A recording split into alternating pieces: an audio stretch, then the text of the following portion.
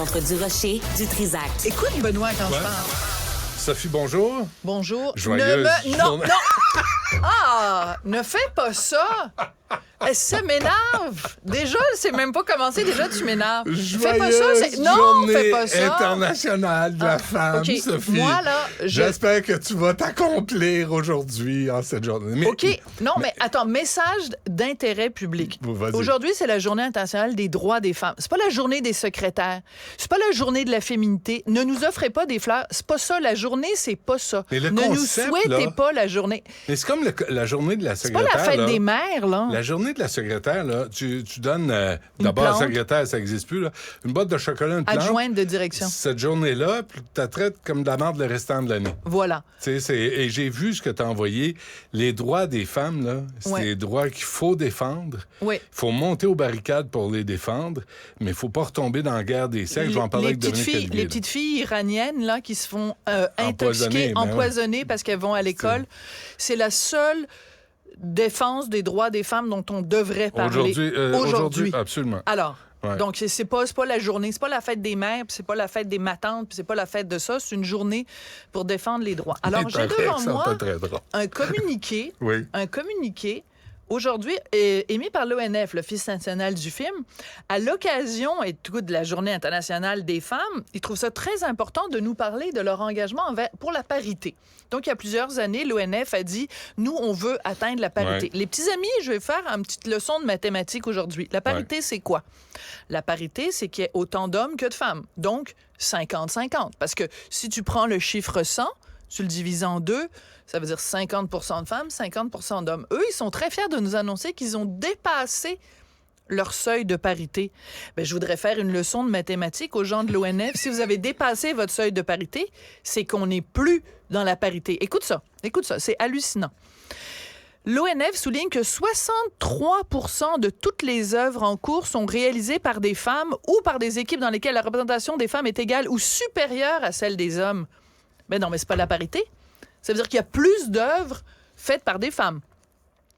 66% des budgets de production ont été alloués à des productions dirigées par des femmes. On n'est plus dans la parité. C'est en 2/3. Et donc, ça veut dire que c'est une inégalité pour les hommes. Si tu te dis, moi, je suis pas de cette école-là, mais si tu te dis que ton objectif dans la vie, c'est la parité, comme par exemple en politique, on veut qu'il y ait, mettons, 50% de femmes, 50% d'hommes dans un cabinet paritaire, c'est ça. Mais si tu as 67% de femmes, c'est bien le fun, mais appelle pas ça la parité. C'est plus la parité. Et aussi, Benoît, au-delà de ça, pourquoi l'ONF nous envoie ce communiqué-là aujourd'hui?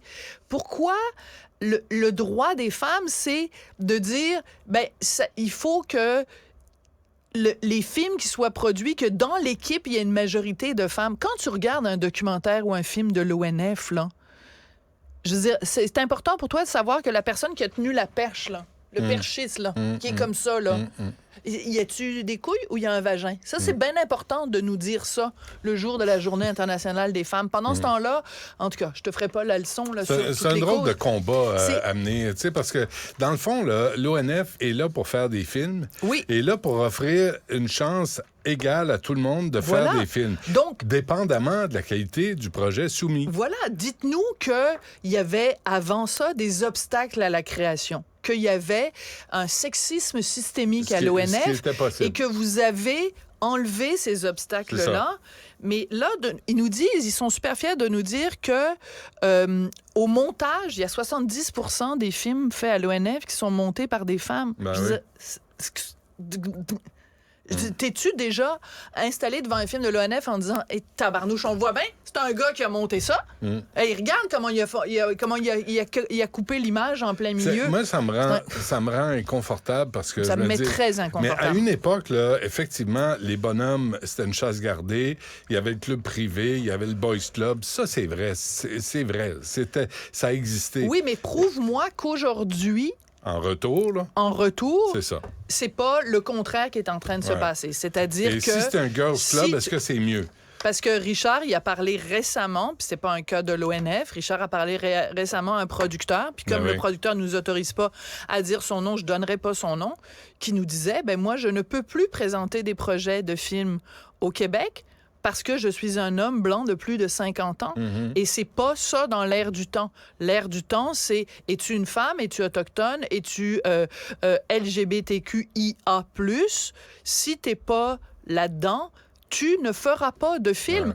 Peu importe la qualité du film. Comment je suis niaiseux? Moi, je pensais que c'était as-tu un bon projet à soumettre? Voilà. Quelles que soient tes origines, la couleur de ta peau, Voilà. Mais on n'est plus là-dedans. On n'est plus là-dedans.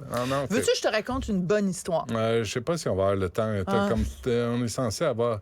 OK. Vas-y. Bon, vas-y. OK. De toute façon, je vais faire des Alors, grimaces. Radio-Canada, Ouais. on sait, c'est la Journée internationale des droits des femmes aujourd'hui.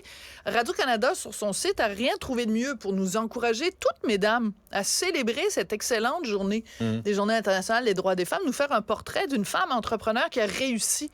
Elle fait, un produit, des vêtements, et elle a réussi à obtenir un contrat pour Winners. Fait que là, t'es là, hey, wow, bravo! Ouais. Qu'est-ce qu'elle fait, la dame? Elle fait des hijabs. Ben Elle a oui. parfaitement le droit de faire des hijabs. Gardez-vous une petite gêne, les amis. Gardez-vous une petite Alors gêne. que des Iraniennes vont en Des prison. Iraniennes vont en prison, sont tuées. Sont C'est violées. un affront à Massa Amini Ouais. que Radio-Canada mette ça sur son site aujourd'hui. Première anecdote. Mais il n'y a pas de femme qui fait des ceintures fléchées?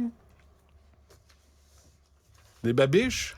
J'ai une autre histoire à te raconter. Des shorts en cuir? Il y a une maison de relations publiques qui m'appelle, puis qui me dit, qui me contacte en tout cas, puis qui me dit, il y a, je vais essayer d'être resté vague. Il y a une jeune entrepreneur qui fait des produits menstruels, puis c'est comme écologique, puis c'est pas toxique, puis tout ça, puis ça pourrait être intéressant. Puis moi, oui. je suis toujours en faveur d'encourager les jeunes entrepreneurs, puis tout ça, puis ça m'intéresse. Fait que je dis, OK. La fille des relations publiques m'écrit hier, en fait, elle écrit à la recherchiste, en disant, ouais, on n'est pas super à l'aise parce que j'ai fait une petite recherche, puis on a découvert un texte de Sophie qui date d'il y a 3 ans. J'avais écrit une chronique en disant, les hommes n'ont pas de règles. Tu sais, si t'as tes règles, c'est parce que t'es une femme. Tu sais, un petit peu comme J.K. Rowling, là, tu sais, je veux dire, une femme a des règles, puis une femme est enceinte, mais un homme peut pas être enceinte, puis un homme peut pas avoir des règles. Alors, la fille du PR de Relations publiques écrit en disant, ouais, on n'est pas vraiment super à l'aise, parce que d'un coup, Sophie, elle part un débat avec notre invité sur le genre des gens qui utilisent des produits menstruels. C'est des femmes qui utilisent des produits menstruels. C'est des femmes. Donc, on n'est pas super à l'aise. Puis, tu sais, mais je veux dire, si je parle de tampons puis de serviettes sanitaires, Je pourrais le faire. je connais moi. pas de gars qui se met des tampons dans le schtroumpif. J'en connais pas. OK? Fait qu'on va s'entendre. Les produits menstruels, c'est pour les femmes. Pourquoi je te parle de ça aujourd'hui? Parce que dans la société, en ce moment, elle est en train de faire disparaître les femmes. Ouais. Puis ça, si ça vous inquiète pas, mesdames, c'est parce que vous n'avez pas lu ce que disait Simone de Beauvoir. Ouais. Intéressez-vous à la question, d'ailleurs. Merci, Sophie. On t'écoute à 2h30.